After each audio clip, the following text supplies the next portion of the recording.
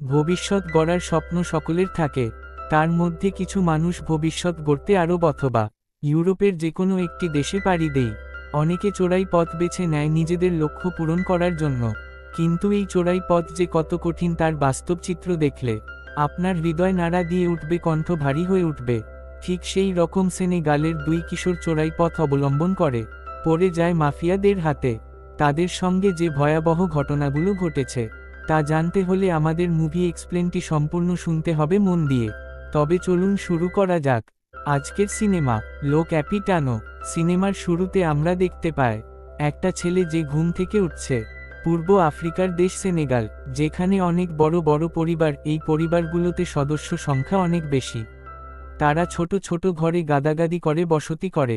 ঠিক সেই রকমই এই সিনেমার শুরুতে দেখানো হয় একটি আফ্রিকান পরিবারের এক সদস্য যার নাম সাইদু চোরাই পথ অবলম্বন করে ইউরোপে যাওয়ার পথে তার জীবনে যা ঘটেছিল তা সিনেমাতে তুলে ধরা হয়েছে। সাইদুর বয়স 16 বছর। সকালে ঘুম ভাঙে তার বাচ্চাদের হৈহুল্লো চেঁচামেচি দিয়ে। এটা তার প্রত্যেক দিনের অভ্যাস, কারণ সাইদু জানে এত ছোট একটি ঘরে এত লোক একসঙ্গে বাস করলে এমন চেঁচামেচি স্বাভাবিক।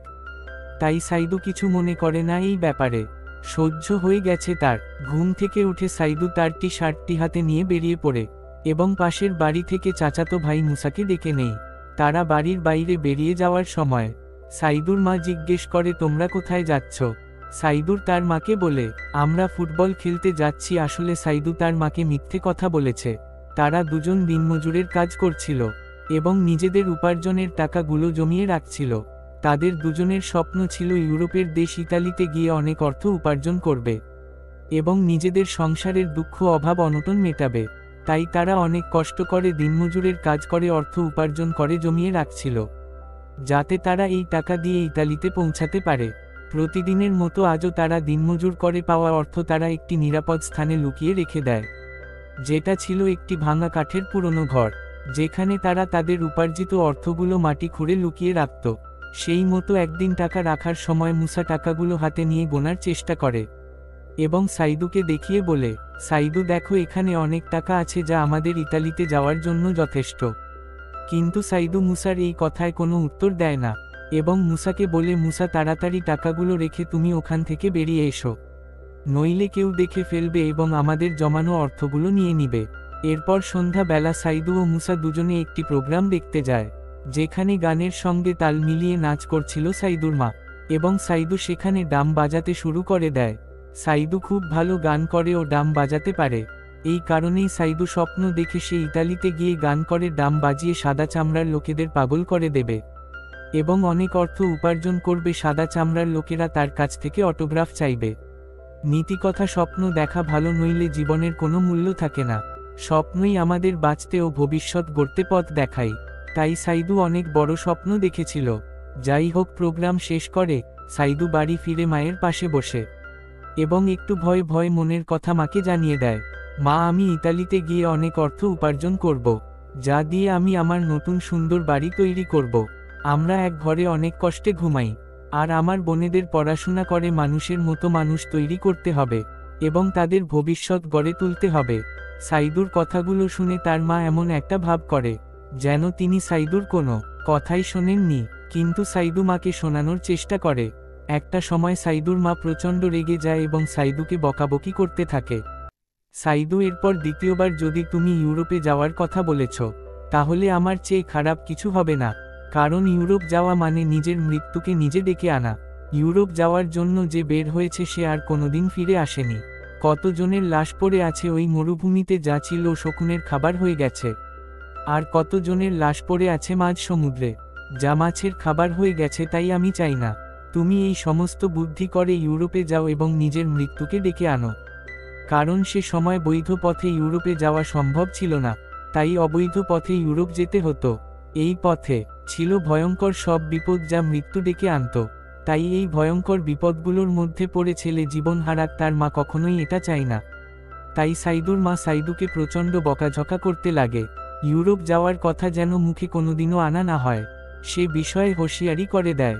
মায়ের বকা খেয়ে সাইদু কথা ঘুরিয়ে মাকে বলে, মা, আমি তো মজা করছিলাম, আসলে আমি কোথাও যাচ্ছি না। এই বলে সাইদু সেদিনের মতো রাতে ঘুমিয়ে পড়ে। পরদিন সকালবেলায় যখন সাইদু স্কুল যাবে বলে রেডি হচ্ছিল ঠিক সে সময় মুসা আসে সাইদুকে ডাকতে। মুসাকে দেখে সাইদুর মা প্রচণ্ড রেগে যায় এবং বলে, আমার ছেলেটাকে তুমি ইউরোপে যাওয়ার বুদ্ধি দিচ্ছ, খবরদার যেন সাইদুকে এই ধরনের বুদ্ধি দেওয়া না হয়। এই কথা বলে এবং প্রচণ্ড বকতে থাকে। মায়ের বকা খেয়ে সাইদু মুসাকে নিয়ে স্কুলের দিকে রওনা দেয় এবং রাস্তাতে মুসা সাইদুর ওপর প্রচণ্ড রেগে যায়, বলে, সাইদু তুমি কেন তোমার মাকে ইউরোপ যাবার কথা বলতে গেলে? আমরা 6 মাস থেকে ইউরোপ যাবার পরিকল্পনা করছি এবং লেবারি করে টাকাও জমিয়েছি, কিন্তু এখন তুমি তোমার মাকে এই কথাগুলো জানিয়ে দিলে। তিনি আমাদেরকে ইউরোপ যেতে দিবে না আর তোমার স্বপ্ন পূরণ হবে না। মুসার কাছে বকা খেয়ে সাইদু মুসাকে থামিয়ে বলে, মুসা কান ধরছি ভাই, আর হবে না। বন্ধু চলো এখন স্কুলে যাই। সেই মতো তারা স্কুলে পড়তে চলে যায়। স্কুল শেষ করে তারা আবার বস্তা ঢোলাইয়ের কাজে বেরিয়ে পড়ে।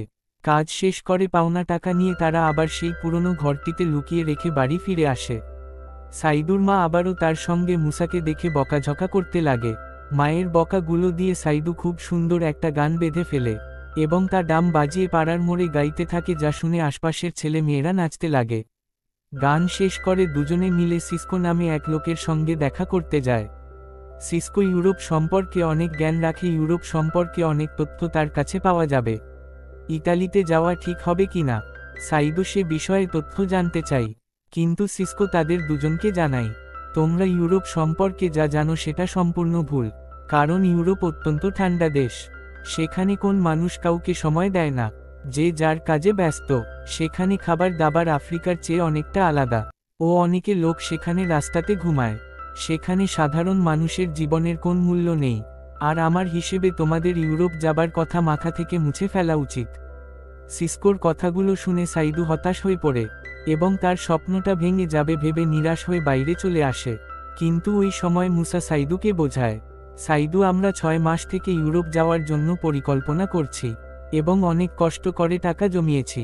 আর সেখানে গেলে আমাদের জীবন বদলে যাবে, অনেক টাকা উপার্জন করতে পারবো। তাই আমাদের হার মানলে চলবে না, উপায় বের করে আমাদের ইউরোপ যেতে হবেই।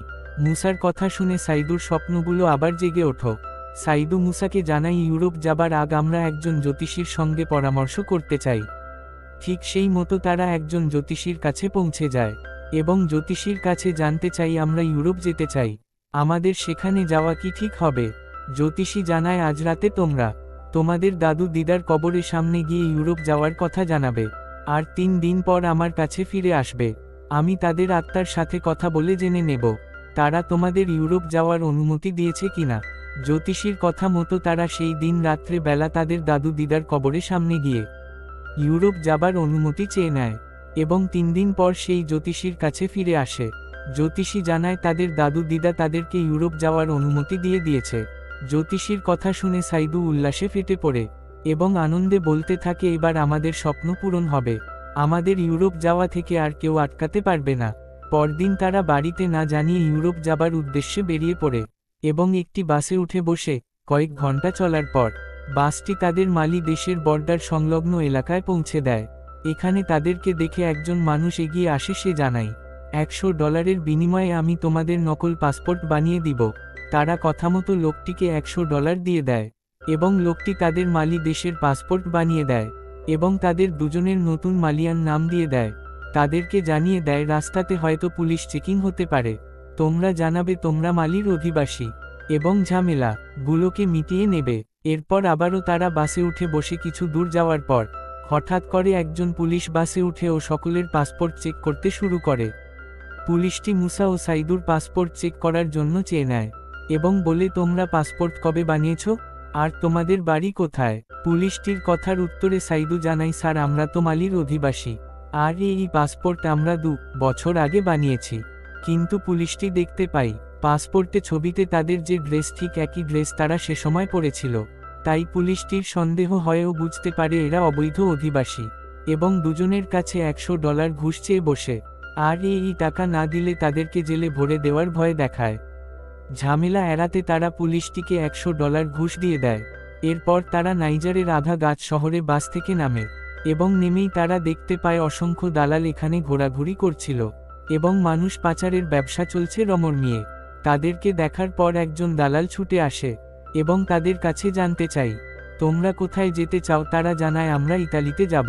তাদের কথা শুনে দালাল জানায় জনপ্রতি $500 করে লাগবে। এর বিনিময়ে আমি তোমাদের ইতালিতে পৌঁছে দেওয়ার ব্যবস্থা করে দেব। টাকার পরিমাণ অনেক বেশি ছিল, কিন্তু কিছুই করার ছিল না। তারা বাধ্য হয়ে লোকটিকে জনপ্রতি $500 দিতে রাজি হয়ে যায়। এরপর লোকটি তাদেরকে একটা গোপন জায়গায় নিয়ে যায়, যেখানে আগে থেকেই চোরাপথে ইউরোপ যাওয়ার জন্য অনেক লোক বসেছিল। সেখানে তারা বসে অপেক্ষা করতে থাকে, এবং কয়েক ঘন্টা পর রাত যখন গভীর, ঠিক সেই সময় চোরাকারবারদের একজন এসে সকলকে কিছু সতর্ক জানিয়ে যায়। তিনি বলে মরুভূমিতে মাঝে মাঝেই ডাকাত দল হামলা করে, এবং যার কাছে যা পায় সব তারা ছিনিয়ে নেয়। তাই তোমরা তোমাদের প্রয়োজনীয় জিনিস একটু সতর্কভাবে রাখবে এবং তোমাদের টাকাগুলো প্লাস্টিকে জড়িয়ে পায়ুপথে লুকিয়ে রাখবে, যাতে ডাকাত দল সহজে তা খুঁজে না পায়। এই বলে লোকটি চলে যায়। সেদিনের মতো সাইদু ও মুসা এবং বাকি সকলে সেখানেই ঘুমিয়ে পড়ে। সকাল হলে একজন চোরাকারবার দলের একজন এসে জানায়, আজকে রাতেই আমরা ইউরোপের পথে রওনা হব। এ কথা শুনে সাইদু মুসাকে ডেকে তোলে এবং জানাই আজকেই আমরা রওনা হব। তাই তারা দুজনে মিলে কিছু গরম জামা কাপড় কিনে নেয়, যা তাদের ইউরোপের ঠান্ডাতে প্রয়োজন পড়বে। তারপর তারা অধীর আগ্রহে অপেক্ষা করতে থাকে রাতে রওনা হওয়ার জন্য। এরপর রাত হলে গাড়িটি সকল যাত্রীদের নিয়ে রওনা হয়। মরুভূমির উঁচু নিচু রাস্তাতে গাড়ির ঝাঁকুনি খেয়ে একজন মানুষ গাড়ি থেকে ছিটকে নিচে মরুভূমির বালিতে পড়ে যায়। যাত্রীরা দালালদের গাড়ি থামিয়ে ওই পড়ে যাওয়া লোকটিকে উদ্ধার করতে বলে, কিন্তু তারা গাড়ি না থামিয়ে আরও জোরে চালাতে লাগে, এবং গাড়ির ড্রাইভার সকল যাত্রীদের বলে তোমরা শক্ত করে ধরো, নইলে তোমাদের মধ্যে কেউ পড়ে গেলে তাকে ফেলে রেখে চলে যাওয়া হবে। দালালদের এই কথা শুনে যাত্রীরা ভয়ে পড়ে যাওয়া লোকটির কথা না ভেবে গাড়িটিকে শক্ত করে ধরে বসে। সাইদু ও মুসা গাড়িটিকে শক্ত করে ধরে, আর মনে মনে চিন্তা করে এই লোকগুলো এত নির্দয় কি করে হতে পারে। পড়ে যাওয়া মানুষটির কথা তারা একবারও ভাবল না। গাড়িটি সমান গতিতে চলতে চলতে সন্ধ্যা বেলায় একটা স্থানে খেজুর গাছের নিচে সকল যাত্রীদের নামিয়ে দেয়, এবং একজন পথ নির্দেশককে তাদের দায়িত্ব দিয়ে চলে যায়। কিন্তু মরুভূমির পথ তখনও অনেকটা বাকি ছিল। যাত্রীদের অনেকে দালালদের ব্যাপারটা জানায়, কিন্তু কোনো লাভ হয় না। পথ নির্দেশক যাত্রীদের তার পিছু পিছু হাঁটতে বলে, নইলে মরুভূমিতে হারিয়ে যাবে। তাই যাত্রীরা বাধ্য হয়ে লোকটিকে অনুসরণ করে হাঁটতে লাগে। হাঁটতে হাঁটতে রাত গড়িয়ে দুপুর নেমে আসে। মরুর ঝলসানো গরমের সাথে পাল্লা দিতে না পেরে একজন মহিলা অসুস্থ হয়ে বালিতে পড়ে যায়। তাকে উদ্ধার করতে সাইদু ছুটে যায় মহিলার কাছে, এবং তার মাথাটিকে কোলে তুলে নেয়। মহিলাটিকে জ্ঞান ফেরানোর চেষ্টা করে, কিন্তু ততক্ষণে মহিলাটি মারা গেছে। সাইদু অনেকে চেষ্টা করেও মহিলার জ্ঞান ফেরাতে সক্ষম হয় না। এইদিকে পথ নির্দেশক লোকটি ও বাকি যাত্রীরা অনেকটা দূর এগিয়ে চলে গেছে। আর কিছু দূর এগিয়ে গেলে আমরা মরুভূমিতে হারিয়ে যাব। মুসা এই কথা ভেবে সাইদুকে চলে আসতে বলে মৃত মহিলাকে ফেলে রেখে, ইচ্ছা না থাকলেও বাধ্য হয়ে সাইদুকে আসতে হয়। তাই আবেগে সাইদু কল্পনার জগতে দেখতে পাই সে আবার মহিলাটির কাছে ফিরে গেছে। মহিলাটি জীবিত হয়ে গেছে, আর সাইদুর তার হাত ধরে উড়িয়ে নিয়ে মরুভূমির পথ পার করছে। মুসার ডাকে সাইদু কল্পনা থেকে বাস্তবে ফিরে আসে, আবারও হাঁটতে শুরু করে দেয়। হাঁটতে হাঁটতে দুপুর গড়িয়ে রাত হয়। রাতে একদল পুলিশের ছদ্মবেশে ডাকাত আসে। তারা যাত্রীদের কাছে যা যা পেয়েছে সব কেড়ে নেয়, আর যার কাছে কিছুই পায় না তাদের খুব মারতে থাকে। এরপর সকল যাত্রীদের একটা তরল ওষুধ খাওয়াতে বাধ্য করে। এটা খাবার পর যারা মলদারে টাকা লুকিয়ে রেখেছিল তারা প্রত্যেকে ধরা পড়ে যায়। তাদের সাথে মুসাও ধরা পড়ে। ডাকাতরা তাদের প্রচণ্ড মারতে থাকে। মারার পরে তাদের সকলকে একটা ট্রলিযুক্ত গাড়িতে তোলে। বাকি যাত্রীদের মরুভূমিতে ছেড়ে দিয়ে মুসা সহ আর সকলে যারা মলদারে টাকা লুকিয়ে রেখেছিল তাদের নিয়ে যায়। সাইদু ডাকাতদেরকে বারবার অনুরোধ করে, বলে তোমরা আমাকেও মুসার সঙ্গে নিয়ে চলো, ওকে যেখানে নিয়ে যাচ্ছ আমিও যাব সেখানে। কিন্তু ডাকাতরা তার কথায় কোনো পাত্তা দেয় না। সাইদু সহ বাকি সকল যাত্রীদের সেখানে রেখে চলে যায়। সাইদু সহ সকল যাত্রীরা দিশেহারা হয়ে কোনো উপায় না পেয়ে সামনের দিকে হাঁটতে লাগে। হাঁটতে হাঁটতে একটা সময় তারা একটা কাবার্ড ভ্যান দেখতে পাই। তোমাদের বলে রাখি, কাবার্ড ভ্যান বলতে ছোট আকারের বাসকে ধরা হয়। সকলে ভাবে এই গাড়িটি তাদের গন্তব্যে পৌঁছে দিবে। প্রত্যেক যাত্রী আগে পিছে না ভেবে আনন্দের সাথে এই গাড়িটিতে চড়ে। কিন্তু কে জানতো এই গাড়িটা তাদেরকে নিয়ে গিয়ে পৌঁছে দেবে লিবিয়ার মাফিয়াদের হাতে। মাফিয়ারা সকল যাত্রীদের একটা গোপন জায়গায় নিয়ে এসে আলাদা আলাদা লাইনে দাঁড় করায়। আলাদা আলাদা ভাষার ও দেশের যাত্রী ছিল সেখানে। মাফিয়াদের দোভাষী যাত্রীদের জানাই তোমরা এখন লিবিয়া মাফিয়াদের হাতে বন্দী, যদি তোমার মুক্তি চাও তবে তোমরা তোমাদের বাড়িতে ফোন করে মুক্তিপণ চেয়ে পাঠাও, আর যে মুক্তিপণ না দিবে তাকে আমরা মেরে ফেলব। আমরা যে কত ভয়ানক তা তোমাদের দেখাবো চলো। এই বলে যাত্রীদের একটা গোপন অন্ধকার ঘরে নিয়ে যায়, যেখানে আগে থেকেই 3 জনকে ঝুলিয়ে রাখা হয়েছিল। মাফিয়ারা লোকগুলোকে খুব মারতে থাকে, মারতে মারতে শেষ পর্যন্ত প্রচণ্ড গরম তেল তাদের গায়ে ঢেলে দেয়, যা সহ্য করতে না পেরে মানুষগুলো মারা যায়। মাফিয়াদের এই নির্মম অত্যাচার করা দেখে ভয়ে অনেকে বাড়ির ফোন নাম্বার দিয়ে দেয়। সাইদু সহ বাকি যারা বাড়ির ফোন নাম্বার জানত না বা তাদের বাড়িতে কোনো ফোনই ছিল না, তাদের সকলকে মাফিয়ারা অন্য একটি রুমে নিয়ে যায় এবং ঝুলিয়ে সারা রাত প্রচণ্ড মারতে থাকে। যদি কেউ বাড়ির ফোন নাম্বার ইচ্ছাকৃত না দেয় তবে মার খেয়ে সব বলে দিবে। সারা রাত মার খেয়ে সাইদু অবস্থা নাজেহাল। সকল মার খাওয়া যাত্রীদের একটা আলাদা ঘরে বসিয়ে রাখা হয়। এখানে বসে ব্যথা বেদনায় সাইদু কল্পনাতে দেখতে থাকে। একজন লোক তাকে বাঁচাতে আসে। লোকটিকে সাইদু জানায়, আমি আমার মায়ের সাথে একবার দেখা করতে চাই। তাই লোকটি সাইদুকে পরীর হাতে তুলে দেয়। পরী তাকে উড়িয়ে নিয়ে গিয়ে বাড়ির সামনে নামায়।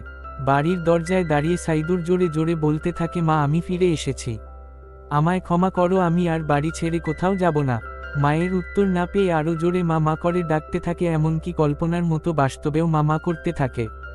এটা দেখে পাশে বসে থাকা মার্টিন নামে লোকটি সাইদুর মাথায় হাত বুলিয়ে বুকে টেনে শান্ত করার চেষ্টা করে। এরপর মাফিয়াদের কয়েকজন আসে যাত্রীদের বাইরে নিয়ে যায় দাস হিসেবে বিক্রি করতে। মাফিয়ারা জানায় তোমাদের মধ্যে কে কে কৃষক, হাত তোলে কয়েকজন, তাদের বিক্রি করে দেওয়া হয়। এরপর মাফিয়ারা জানায় তোমাদের মধ্যে কে কে রাজমিস্ত্রি, মার্টিন হাত তোলে ও সাথে সাইদুর হাতটিও তুলে ধরে। একজন লোক মার্টিনকে পছন্দ করে। মার্টিন জানায় সাইদু তার সঙ্গে আছে, তারা দুজনে একসাথে কাজ করে, তাই আমাদের দুজনকেই কিনতে হবে। লোকটি বাধ্য হয়ে দুজনকেই কিনে নেয় এবং একটা বাড়িতে নিয়ে যায়। বাড়িটির চারপাশ ঘুরিয়ে দেখায় আর বলে চারপাশে একটি শক্ত দেয়াল বানাতে হবে। কাজ শুরুর আগে লোকটি তাদের ভালো থাকার জায়গা ও খাবার ব্যবস্থা করে দেয়। সাইদু ও মার্টিন এতে অনেক খুশি হয় এবং মন দিয়ে কাজ শুরু করে দেয়। কয়েক দিনের মধ্যেই তারা কাজটি ভালোভাবে সম্পূর্ণ করে। এটা দেখে লোকটি খুশি হয়ে একটি ঝর্ণার ছবি দেখিয়ে বলে, যদি তোমরা এমন একটা ঝর্ণা বানিয়ে দিতে পারো তবে আমি মালকিনকে বলে তোমাদের মুক্ত করে দিতে পারি। মুক্ত হবার কথা শুনে দুজনে পুরো দমে কাজ শুরু করে দেয়।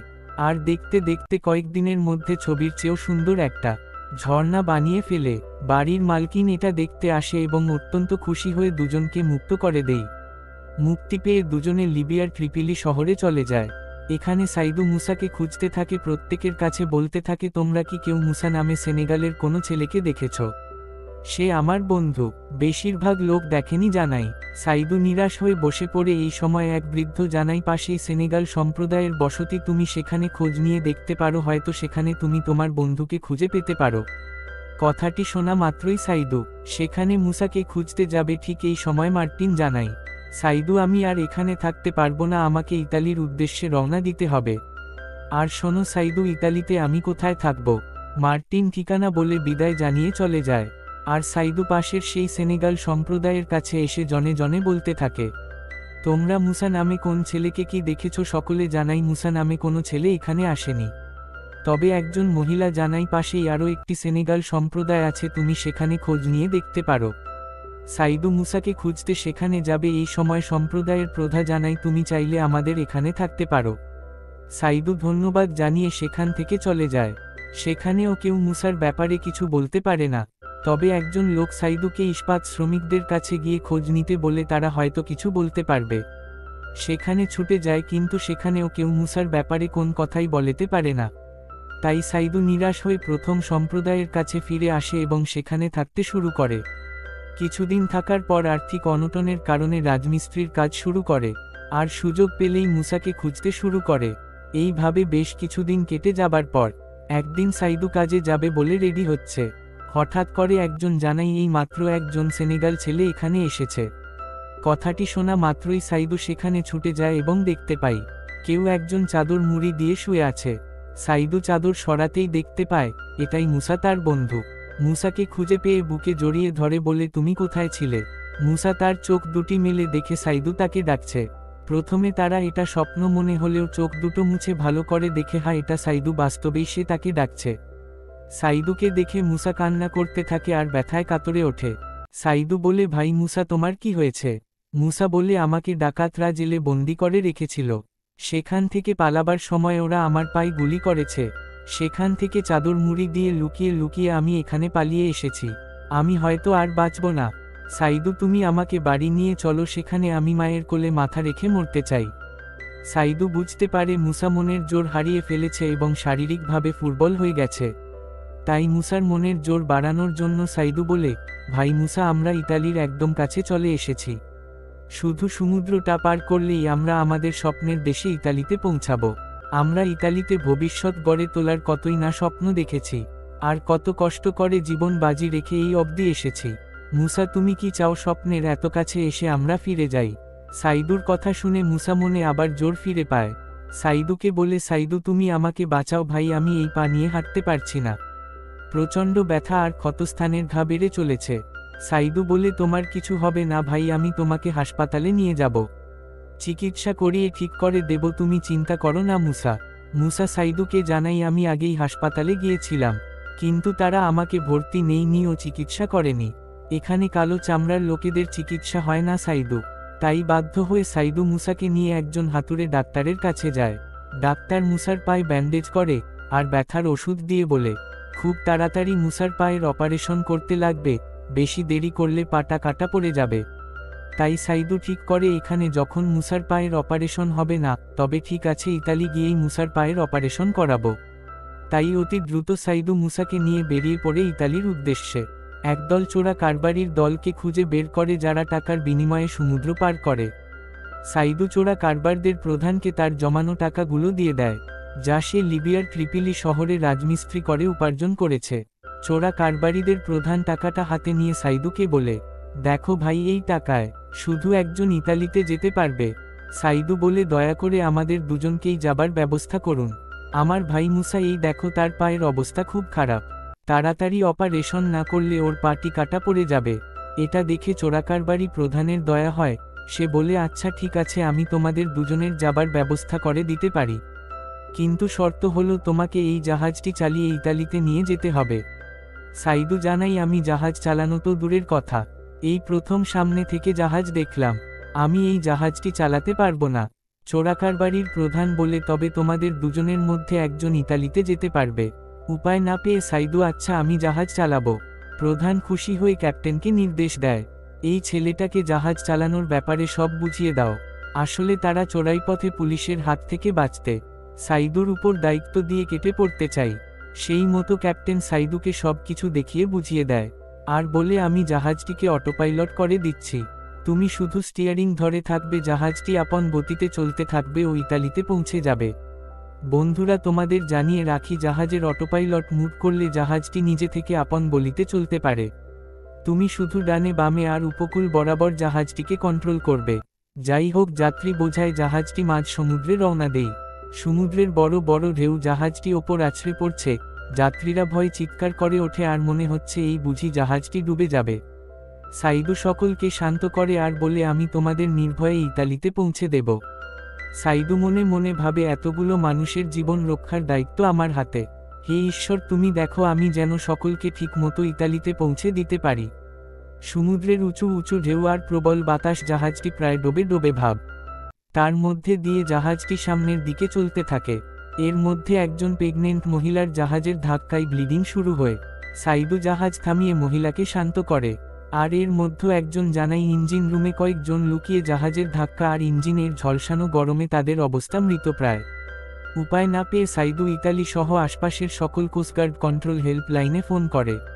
কোনো জাহাজ কন্ট্রোল রুম হেল্প করতে রাজি হয় না। ইতালি কন্ট্রোল রুম জানাই, জাহাজটি এখনও আমাদের এরিয়াতে আসেনি, তাই সাহায্য পাঠানো সম্ভব নয়। সাইদু বুঝতে পারে কোনো দেশই তাদের সাহায্য করতে পারবে না, তাই সিদ্ধান্ত নেয়া, যে করেই হোক আমি জাহাজটিকে ইতালিতে পৌঁছাবই। জাহাজের ককপিটে উঠে সকলকে শান্ত থাকতে বলে আবারও জাহাজটি চালু করে। অনেকটা পথ যাবার পর সাইদু কিছু একটা দেখতে পাই, যা জল জল করছে। তার চোখে মুখে খুশির ছাপ ভেসে ওঠে। কিছু দূর এগিয়ে যাবার পর দেখতে পায় এটা উপকূল নয়, বরং একটা তেল শোধনাগার। সাইদু নিরাশ হয়, কিন্তু ভেঙে পড়ে না, সে আবারও জাহাজটিকে ঘুরিয়ে সামনের দিকে এগিয়ে যেতে থাকে। এবং দীর্ঘ সময় চলার পর সে দূরে আকাশে কিছু দেখতে পায়। সাইদু ভালো করে তার চোখ মুছে দেখে এটা ইতালির কোস্ট গার্ড, যারা তাদের বাঁচাতে এগিয়ে আসছে। খুশিতে সাইদু জাহাজের ককপিটে ওঠে, চিৎকার করে বলে, হ্যাঁ আমি পেরেছি জাহাজটিকে ঠিকভাবে ইতালিতে পৌঁছাতে। হ্যাঁ আমি পেরেছি, হ্যাঁ আমি ক্যাপ্টেন, হ্যাঁ আমি ক্যাপ্টেন। এই বলে সিনেমাটি এখানেই শেষ হয়। ধন্যবাদ বন্ধুরা, ভালো লাগলে একটা লাইক দিন এবং চ্যানেলটিকে সাবস্ক্রাইব করুন। তোমাদের ভালোবাসা কামনা করি।